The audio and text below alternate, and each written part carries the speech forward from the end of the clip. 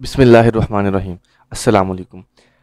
दोस्तों, आज हम एक ऐसी मिस्टेक के बारे में बात करने जा रहे हैं कि हम लोग एक ऐसी मिस्टेक करते हैं कि जिसका हमें ज़िंदगी में बहुत भारी नुकसान उठाना पड़ता है।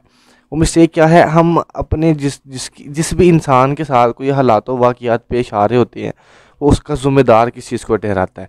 इंसान क्या सोचता है अपने ऊपर मुश्किल आने के बाद कि मेरे ऊपर ये मुश्किल, ये आज़माइश या ये तंगी किस वजह से आई है? जो हालात मेरे ऊपर गुज़र रहे हैं इस टाइम, इसका ज़िम्मेदार कौन है? इंसान ये चीज़ सोचने पर मजबूर हो जाता है। बल्कि मजबूर क्या होता है, इंसान अपना सारा ब्लेम और क्लेम दूसरी जो है वो हालात पर डालता है, दूसरे इंसानों पर डालता है, दूसरी जो है वो कमी कोताही अपनी अपनी कमी कोताही को नज़रअंदाज करते हुए दूसरे मामलात पे गलती अपनी फेंक देता है। ये इंसान ऐसा क्यों करता है? ठीक है, इसके बारे में डिस्कस करेंगे आज। तो इससे पहले मैं आपसे रिक्वेस्ट करूंगा, चैनल को सब्सक्राइब कर लें और साथ में लगे बेल आइकन पर क्लिक कर देना कि आपको हमारी हर नई वीडियो की अपडेट ईजीली मिल सके। दोस्तों, अपनी बात स्टार्ट करते हैं।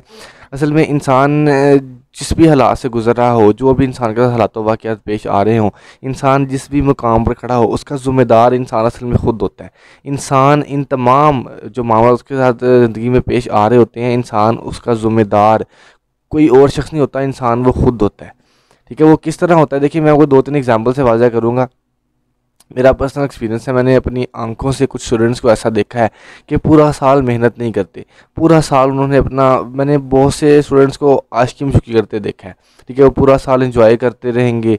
ठीक है, अपना गर्लफ्रेंड बॉयफ्रेंड का रिलेशन रख कर और अपना डेटिंग और जो भी इंजॉयमेंट होता है, एंटरटेनिंग चीज़ें होती हैं उनके लिए, वो करते रहेंगे। और जब साल के एंड पे एग्ज़ाम्स आएंगे और उसके बाद 3-4 महीने बाद उसका रिज़ल्ट आएगा, तो वो लोग सुसाइड कर जाते हैं और अपनी जान को, अपनी ज़िंदगी को ख़त्म कर बैठते हैं। मैंने पर्सनली बहुत सारे केसेस ऐसे देखे हैं कि जो स्टूडेंट्स अपनी ज़िंदगी से, जिन्होंने हाथ धो दिए अपनी ज़िंदगी से, अपनी ज़िंदगी को तबाह कर बैठे हैं, फना कर बैठे हैं। सुसाइड तो वैसे ही इस्लाम में हराम है, इंसान कभी भी बख्शा नहीं जाएगा जो इंसान सुसाइड करता है, लेकिन खैर वो हमारा एक अलग टॉपिक है।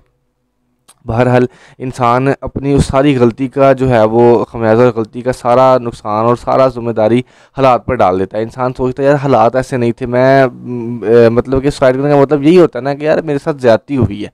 ठीक है, मुझे बोर्ड वालों ने नंबर अच्छे नहीं दिए, मेरे टीचर ने मुझे सही पढ़ाया नहीं है, मेरी एकेडमी अच्छी नहीं थी, मेरा स्कूल अच्छा नहीं था। हालांकि पूरा साल जो गलतियाँ कोताहियाँ इंसान करता रहा है, वो इंसान किसी खातिर में नहीं लाएगा।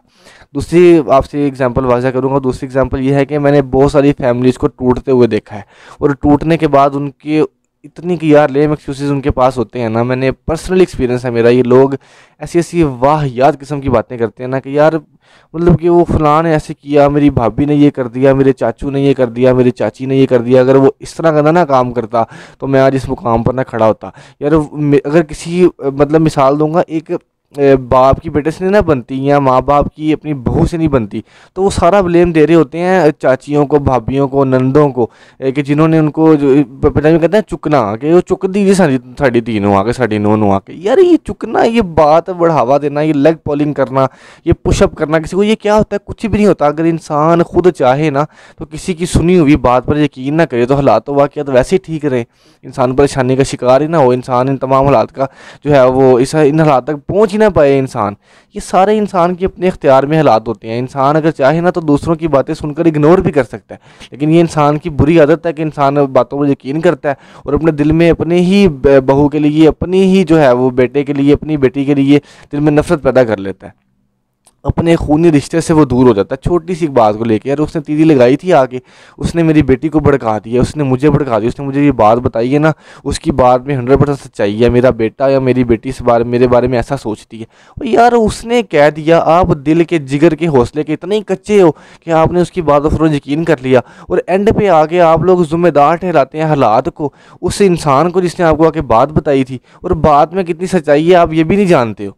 तो हालात का ज़िम्मेदार आप उसको ठहरा रहे होते हो। एक्चुअल में हालात का ज़िम्मेदार कोई और नहीं होता, वो इंसान खुद होता है जिस पर हालात गुजर रहे होते हैं, और कोई इंसान का इस हालात का ज़िम्मेदार नहीं होता। इंसान खुद अपने बुरे और अच्छे हालात का ज़िम्मेदार होता है। अगर इंसान मेहनत करता है, अपना पॉजिटिव रहता है और अपने हालातों वाक़ियात को अच्छे तरीके से अंजाम देता है, अपनी नीयत को साफ़ रखता है, सच्चाई पर यकीन रखता है, अल्लाह पर यकीन रखता है, उस इंसान को कभी मुश्किल नहीं आती। अगर आती है तो मुश्किल उसकी आज़माइश के लिए होती है, उस पर सज़ा नहीं होती।